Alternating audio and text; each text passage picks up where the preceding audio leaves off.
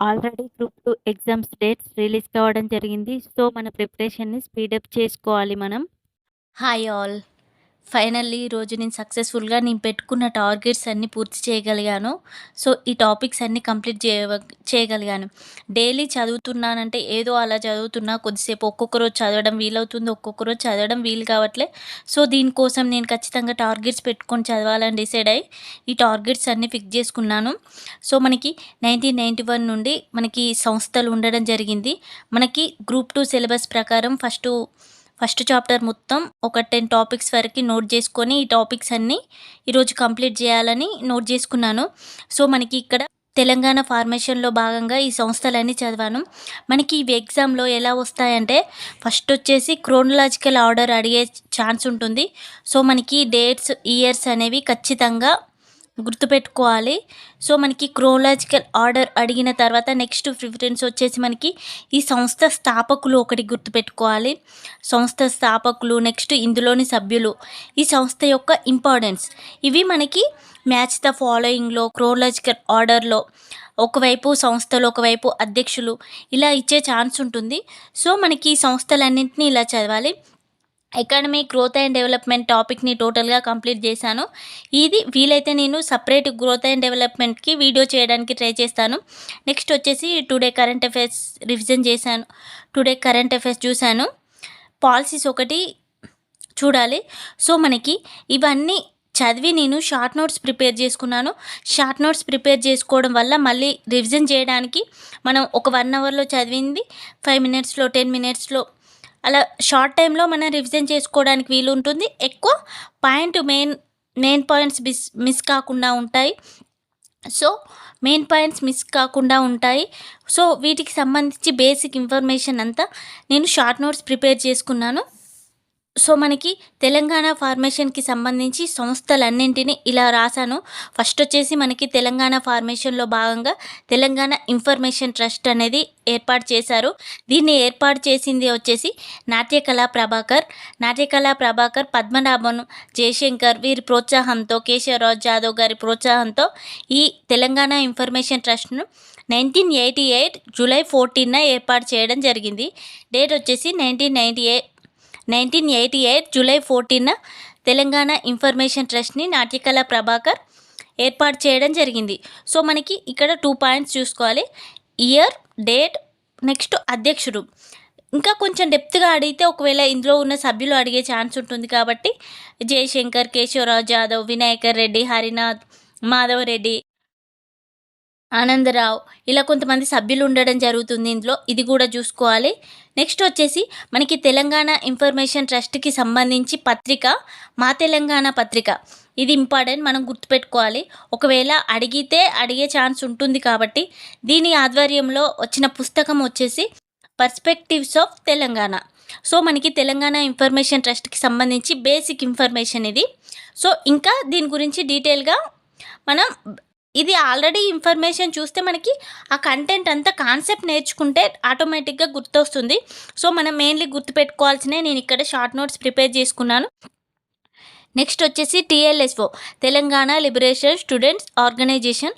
So, ఇది మనకి ఎప్పుడు ఏర్పడడం జరిగింది? 1992లో కొత్తిరెడ్డి మనోహర్ రెడ్డి ఏర్పాటు చేయడం జరిగింది. TLSOని మనకి ఇన్ఫర్మేషన్ ట్రస్ట్ ప్రోద్బలంతో TLSO ఏర్పడడం జరిగింది.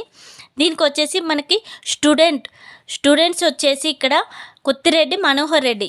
అంటే స్టూడెంట్ అనేవారు కొత్తగా మెరిసిపోతుంటారు అనే ఏదో ఒక రకంగా కోడ్ గుర్తుపెట్టుకుంటే మనకి ఎక్కువ గుర్తుంటుంది. సో, మనకి TLSO వచ్చేసి 1992 కొత్తిరెడ్డి మనోహర్ రెడ్డి. ఇందులో సభ్యుడు వచ్చేసి సామిడి జగన్ రెడ్డి. ఇతని పత్రిక వచ్చేసి కాకతీయ అనే పత్రిక. నెక్స్ట్ వచ్చేసి జలసాధన సమితిని ఎవరు స్థాపించడం జరిగింది? దుచ్చెర్ల సత్యనారాయణ. ఇది 1992 ఆగస్టు 27న ఏర్పాటు చేయడం జరిగింది. నెక్స్ట్ వచ్చేసి తెలంగాణ ముక్తి మోర్చా, తెలంగాణ పోరాట సమితి. ఇవి రెండింటినే వచ్చేసి మాచినేని కిషన్ రావు ఏర్పాటు చేయడం జరిగింది. 1993లో ఏర్పాటు చేయడం జరిగింది. ఇలా మనం క్రోనలాజికల్ ఆర్డర్ వైజ్ అన్నీ నోట్ చేసుకుంటే మనకి ఎలా అడిగినా మనం ఆన్సర్ చేయవచ్చు.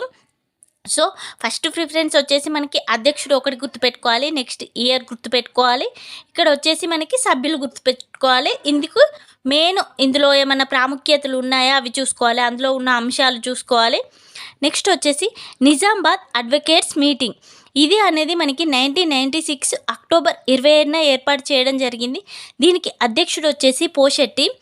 ఈ సభకి అధ్యక్షుడిగా వచ్చింది జయశంకర్ రావు, ప్రొఫెసర్ జయశంకర్. ఇది మలిదశ ఉద్యమంలో ఫస్ట్ సమావేశం. నెక్స్ట్ వచ్చేసి వరంగల్ సమావేశం. ఇది 1996 నవంబర్ 1న ఏర్పాటు చేయడం జరిగింది. దీనికి అధ్యక్షుడు వచ్చేసి భూపతి కృష్ణమూర్తి. ఇందులోని సభ్యులు వచ్చేసి కాళోజీ నారాయణరావు, జయశంకర్, కేశవరావు జాదవ్, జనార్దన్ రావు వీరు సభ్యులుగా ఉండడం జరిగింది. నెక్స్ట్ వచ్చేసి మల్లెపల్లి రాజన్ ట్రస్ట్ సభ ఏర్పాటు చేయడం జరిగింది. ఇది మనకి 1997 జనవరి 14న ఏర్పాటు చేయడం జరిగింది. దీనికి అధ్యక్షుడు వచ్చేసి మల్లెపల్లి లక్ష్మయ్య. మల్లెపల్లి రాజం వాళ్ళ కొడుకు వచ్చేసి మల్లెపల్లి లక్ష్మయ్య. దీనికి అతిథిగా వచ్చేసి జయశంకర్. ఇక్కడ జయశంకర్ రావు సారు ప్రసంగిస్తూ తెలంగాణలో ఏం జరుగుతుంది అని ప్రసంగించడం జరిగింది. నెక్స్ట్ వచ్చేసి మనకి వివి కాలేజ్లో అశోక టాకీస్ సంఘటన. దీన్నే ఏమంటారు వచ్చేసి Hyderabad forum for freedom expression సభ. దీన్నే వచ్చేసి మనం అశోక టాకీస్ సభ వివి కాలేజ్ అనడం జరుగుతుంది. ఇది వచ్చేసి దీనికి అధ్యక్షుడు పాషం యాదగిరి. 1997 జనవరి 19న ఏర్పాటు చేయడం జరిగింది. ఇక్కడ ఈ సభలోనే గద్దర్ అమ్మా తెలంగాణమా అనే పాటను పాడడం జరిగింది. ఇక్కడ జయశంకర్ రావు ప్రసంగించిన ఏం జరుగుతుంది తెలంగాణలో ఏం జరుగుతుంది అనే దాన్ని పుస్తక రూపంలో ఇక్కడ ఆవిష్కరించడం జరిగింది. ఫస్ట్ మనకి గోదావరికంలో మల్లెపల్లి రాజన్ ట్రస్ట్ సభ జరిగింది కదా, అక్కడ జయశంకర్ రావు సారు ప్రసంగాన్ని ఇక్కడ పుస్తక రూపంలో ఆవిష్కరించడం జరుగుతుంది. ఇక్కడ ఏమన్నారంటే స్వంత గడ్డపై పరాయి బిడ్డల్లా బతుకున్న తెలంగాణ సోదరుల ఆత్మగౌరవ సభ అని దీన్ని ఆడడం జరుగుతుంది. ఇది మనకి బేసిక్ ఇన్ఫర్మేషన్. సో మనం Telangana information trust TLSO order wise ఇలా నోట్ చేసుకొని మనం నెక్స్ట్ రివిజన్ చేసిన కొంచెం తక్కువ టైంలో ఎక్కువ ఇన్ఫర్మేషన్ గుర్తుపెట్టుకోవచ్చు. బేసిక్ ఇన్ఫర్మేషన్ అంతా ఇందులో వస్తుంది. భువనగిరి సభ, దీన్నే మనం దగాపడ్డ తెలంగాణ అని ఆడడం జరుగుతుంది. ఇది దగాపడ్డ తెలంగాణని గాథ ఇన్నయ్య రచించడం జరిగింది. ఇది మనకి 1997 మార్చ్ 8, 9న జరగడం జరిగింది. దీనికి అధ్యక్షుడు వచ్చేసి జైని మల్లయ్య గుప్తా. దీనికి వచ్చేసి అతిథి వచ్చేసి కాళోజీ. దీన్ని నిర్వహించింది సాహిత్య మిత్ర మండలి. ఇందులో వచ్చేసి ఇంపార్టెన్స్ ఈ సభకి 40,000 మంది వరకు జాయిన్ అవ్వడం జరిగింది. ఇక్కడ గద్దర్ నా తల్లి తెలంగాణ తిరగబడ్డ వీణ అనే గీతాన్ని పాడడం జరిగింది. సో మనకి 3 సభలు ఉండడం జరుగుతుంది. భువనగిరి సభ, సూర్యాపేట సభ, వరంగల్ డిక్లరేషన్. ఒకటేమో దగాపడ్డ తెలంగాణ, సూర్యాపేట సభని దోకా తిన్న తెలంగాణ ఆడడం జరుగుతుంది. నెక్స్ట్ వచ్చేసి మనకి వరంగల్ డిక్లరేషన్ అంటే ప్రజాస్వామిక తెలంగాణ ఆకాంక్ష అనే ఈ పేర్లతో ఈ సభల్ని తీసుకురావడం జరిగింది. ఇవి గుర్తుపెట్టుకోవాలి మనం. తెలంగాణ మహాసభ, దీన్ని ఏర్పాటు చేసింది వచ్చేసి మారోజు వీరన్న. ఈ తెలంగాణ మహాసభ ఆధ్వర్యంలో సూర్యాపేట సభ మీటింగ్ జరగడం జరిగింది. దీన్నే దోకా తిన్న తెలంగాణ అంటారు. ఇది మనకి ఎప్పుడు జరిగింది? 1997 ఆగస్టు 11న. దీనికి అధ్యక్షుడు వచ్చేసి చెరుకు సుధాకర్. ఇందులో మెయిన్ వచ్చేసి మనకి అతిథి కాళోజీ, ఇంకా సభ్యులు ఉంటే చూసుకోవాలి మనం. దీనికి వచ్చేసి 15,000 మంది వరకు హాజరు కావడం జరిగింది. నెక్స్ట్ సభ వచ్చేసి మనకి సెంటర్ ఫర్ తెలంగాణ స్టడీస్. దీన్ని ఏర్పాటు చేసింది వచ్చేసి సంస్థ 1997లో జయశంకర్ సార్ ఏర్పాటు చేయడం జరిగింది. ఇందులో వచ్చేసి మనకి Keshavarao Jadhav secretary, joint secretary వచ్చేసి సింహాద్రి, ఇంకా విశ్వేశ్వరయ్య ఉండడం జరిగింది. సో మనకి సెంటర్ ఫర్ తెలంగాణ స్టడీస్ అంటే జయశంకర్ గుర్తుపెట్టుకోవాలి 1997లో. నెక్స్ట్ వచ్చేసి తెలంగాణ ప్రగతి వేదిక.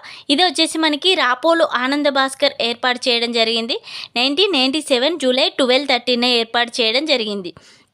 నెక్స్ట్ వచ్చేసి తెలంగాణ ఐక్యవేదిక అంటే తెలంగాణ సంస్థలన్నీ కలిసి 1997 అక్టోబర్ 14న ఏర్పాటు చేయడం జరిగింది.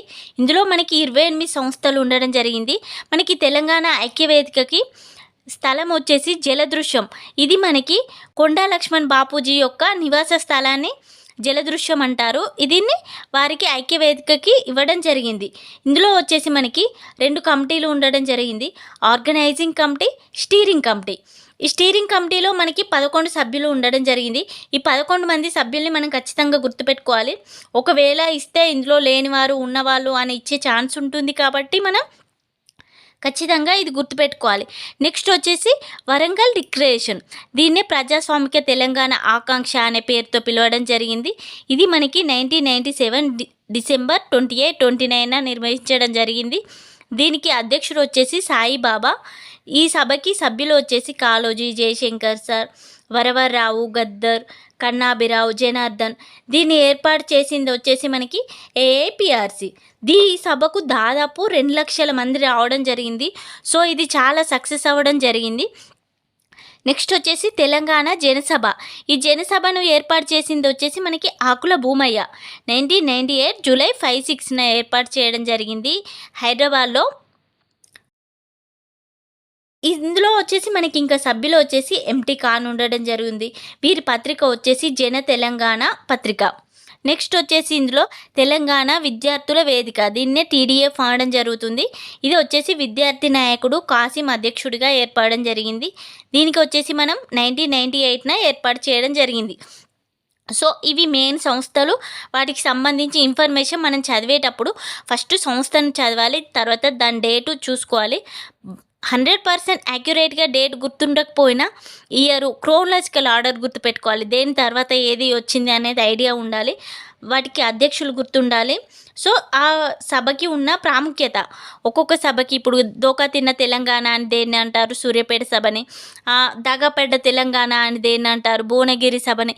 ఇలా మనకి అడిగే ఛాన్స్ ఉంటుంది కాబట్టి మనం చదివేదాన్ని డీటెయిల్గా చదువుకోవాలి. ఇంకొచ్చేసి మనకి ఇందులో ఈ టాపిక్లో వచ్చేసి మనకి జై తెలంగాణ పార్టీ ఉండడం జరుగుతుంది. జై తెలంగాణ పార్టీని ఎవరు ఏర్పాటు చేయడం జరిగింది? 1997లో మనకి పటోల ఇంద్రారెడ్డి ఏర్పాటు చేయడం జరిగింది ఫస్ట్. ఇది మనం గుర్తుపెట్టుకోవాలి.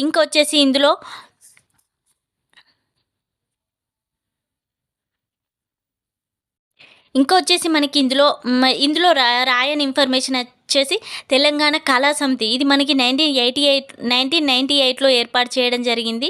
మెదక్ జిల్లా కళాకారుడు జహంగీర్ కన్వీనర్గా తెలంగాణ కళా సమితి ఏర్పాటు చేయడం జరిగింది. ఈ కళా సమితికి కో కన్వీనర్ వచ్చేసి మనకి బెల్లి లలిత. ఇంపార్టెంట్, ఒకవేళ అడిగే ఛాన్స్ ఉంటుంది. బెల్లి లలిత, ఈమెను హత్య చేయడం జరిగింది 1999 మే 26న ఈమెను దారుణంగా హత్య చేయడం జరిగింది. సో మనం ఇది గుర్తుపెట్టుకోవాలి. నెక్స్ట్ వచ్చేసి మనకి తెలంగాణ స్టడీస్ ఫోరం 1998లో ఏర్పాటు చేయడం జరిగింది. దీన్ని ఏర్పాటు చేసింది గాదే ఇన్నయ్య. ఇది మనకి బేసిక్ ఇన్ఫర్మేషన్. సో మనం ఈ ఇన్ఫర్మేషన్ చదువుకోవాలి. నెక్స్ట్ వచ్చేసి మనకి ఇందులో ఈ టాపిక్లో వచ్చేసి తెలంగాణ కాంగ్రెస్ లెజిస్లేటివ్ ఫోరం. దీన్ని ఏర్పాటు చేసింది 2000 సంవత్సరంలో చిన్నారెడ్డి ఏర్పాటు చేయడం జరిగింది. నెక్స్ట్ వచ్చేసి మనకి ఇక్కడ ఇంకా కాకినాడ తీర్మానం రావడం జరుగుతుంది 1997లో. అంటే మనకి బీజేపీ పార్టీ కాకినాడలో ఒక సభ ఏర్పాటు చేయడం జరుగుతుంది. ఒక ఓటు 2 రాష్ట్రాలు అనేసి. అప్పుడు ఆ టైంలో ఛత్తీస్గఢ్, జార్ఖండ్, ఉత్తరాఖండ్ రాష్ట్రాలను 2000 సంవత్సరంలో ఏర్పాటు చేయడం జరిగింది. బట్ మనకి మాత్రం తెలంగాణ చంద్రబాబు నాయుడు అడ్డగించడం వల్ల మనకి అప్పుడు రాలేదు. సో ఆ కోపంతో మనకి బీజేపీలో ఉన్న ఆలయ నరేంద్ర బయటికి వచ్చేసి మనకి తెలంగాణ సాధన సమితిని ఏర్పాటు చేయడం జరిగింది 2000 సంవత్సరంలో. 2001 సంవత్సరంలో ఆలయ నరేంద్ర తెలంగాణ సాధన సమితిని ఏర్పాటు చేయడం జరిగింది. సో మనకి 2002 ఆగస్టు 11న ఈ తెలంగాణ సాధన సమితిని టీఆర్ఎస్ పార్టీలో విలీనం చేశారు. ప్రజెంట్ తర్వాత కొన్ని విభేదాల కారణంగా మళ్ళీ ఆలయ నరేంద్ర టీఆర్ఎస్ నుండి బహిష్కరణ చేయడం జరిగింది. నేను 2 స్కీమ్స్ చూసా. మహాలక్ష్మి పథకంలో భాగంగా ఫ్రీ బస్ ఒకటి, 500K గ్యాస్ అనేది. మనకి ఈ 2 స్కీమ్స్ గురించి నేను టోటల్గా చూశాను. మహాలక్ష్మి పథకంలో భాగంగా మనకి 3 స్కీమ్స్ ఉండడం జరుగుతుంది. 2500 ఇవ్వడం మహిళలకి. నెక్స్ట్ వచ్చేసి ఫ్రీ బస్. నెక్స్ట్ వచ్చేసి 500K గ్యాస్. మనకి ఫస్ట్ వచ్చేసి 2023 డిసెంబర్ 9న మనకి ఆర్టీసీ బస్సుల్లో ఫ్రీ ప్రయాణానికి ఫస్ట్ వచ్చేసి మనకి 2023 డిసెంబర్ 9న ఆర్టీసీ బస్సుల్లో ఫ్రీ ప్రయాణం స్టార్ట్ చేయడం జరిగింది. దీనికి వచ్చేసి అర్హులు తెలంగాణ స్థానికులు అయిన బాలికలు, అన్ని వయసుల స్త్రీలు, ట్రాన్స్జెండర్లు ఈ ప్రయాణానికి అర్హులు. దీనికి వచ్చేసి మనకి ఏ బస్సుల్లో అర్హత ఉంది అంటే పల్లె వెలుగు, మినీ పల్లె వెలుగు, జిల్లా ఎక్స్ప్రెస్, సిటీ సాధారణ, సిటీ మెట్రో ఎక్స్ప్రెస్. దీనికి సంబంధించి మనకి ఎన్ని కోట్లు జూన్ 30, 2020 నాటికి 62.13 కోట్ల మంది మహిళలు లబ్ధి పొందడం జరిగింది. దీనికి సంబంధించి మనకి 2142.83 కోట్లు ఖర్చు అవ్వడం జరిగింది. మనకి ఈ ఫ్రీ బస్సులో భాగంగా ఫస్ట్ టికెట్ వచ్చేసి నిఖత్ జరీన్కి ఇవ్వడం జరిగింది. ఇది మనకి మహిళా సాధికారత, లింగ సమానత్వం కోసం ఈ పాలసీని తీసుకురావడం జరిగింది. మనకి ఈ ఫ్రీ బస్ ప్రయాణానికి 2024-25 బడ్జెట్లో 4084 కోట్లు కేటాయించడం జరిగింది. సో ఈ కేటాయింపులు కూడా గుర్తుపెట్టుకోవాలి. ఫస్ట్ వచ్చేసి బేసిక్ మనకి 2023 డిసెంబర్ 9న స్టార్ట్ చేయడం జరిగింది. ఈ బడ్జెట్లో 4084 కోట్లు. అర్హులు వచ్చేసి ఆల్రెడీ ఇది బిట్ వచ్చింది. మనకి ఇది ఏదో చూస్తాం కానీ అక్కడ ఆప్షన్స్ చూస్తే మనం ఆన్సర్ చేయగలిగేలేదు. అన్నీ తెలిసినట్టే ఉంటాయి కానీ ఎక్కడో ఒక దగ్గర కన్ఫ్యూజ్ అయిపోతాం. సో డీటెయిల్గా చదువుకోవాలి. మనకి బాలికలు, అన్ని వయసుల స్త్రీలు, ట్రాన్స్జెండర్లు ఏ బస్సులు వచ్చేసి పల్లె వెలుగు, మినీ పల్లె వెలుగు ఇవి మనం గుర్తుపెట్టుకోవాలి. నెక్స్ట్ వచ్చేసి ఇప్పటి వరకు జూన్ 30, 2024 వరకు 62.13 కోట్ల మంది మహిళలు ఈ పాలసీ కింద లబ్ధి పొందడం జరిగింది. సో ఇది అనేది బేసిక్ ఇన్ఫర్మేషన్ మనం గుర్తుపెట్టుకోవాలి. నెక్స్ట్ పాలసీ వచ్చేసి 500K గ్యాస్. ఇది మనకి ఎప్పుడు స్టార్ట్ చేయడం జరిగింది? 2024 ఫిబ్రవరి 27న స్టార్ట్ చేయడం జరిగింది. దీనికి సంబంధించి సంవత్సరానికి యావరేజ్గా 6 సిలిండర్లు ఇస్తారని అనడం జరిగింది. ఇది కూడా మహిళల సాధికారత, ఆరోగ్యం, స్మోక్ ఫ్రీ కుకింగ్ కోసం దీన్ని తీసుకురావడం జరిగింది. దీనికి సంబంధించి మన బడ్జెట్లో 723 కోట్లు కేటాయించడం జరిగింది. దీన్ని పర్యవేక్షించేది National Payment Corporation of India, NPCI. దీనికి నోడల్ బ్యాంక్ వచ్చేసి SBI పనిచేయడం జరుగుతుంది. ఇది మనకి బేసిక్ ఇన్ఫర్మేషన్. సో మనం గుర్తుపెట్టుకోవాల్సింది ఇక్కడ డేట్ వచ్చేసి ఇంపార్టెంట్. మనకి ఎన్ని సిలిండర్ యావరేజ్గా 6 సిలిండర్లు లేదంటే 8 సిలిండర్లు. కనుక యూస్ఫుల్ అనిపిస్తే ఖచ్చితంగా సబ్స్క్రైబ్ చేయండి, లైక్ చేయండి. మీరు లైక్ చేయడం వల్ల ఈ వీడియో ఎక్కువ మందికి రీచ్ అవుతుంది. Thank you for watching.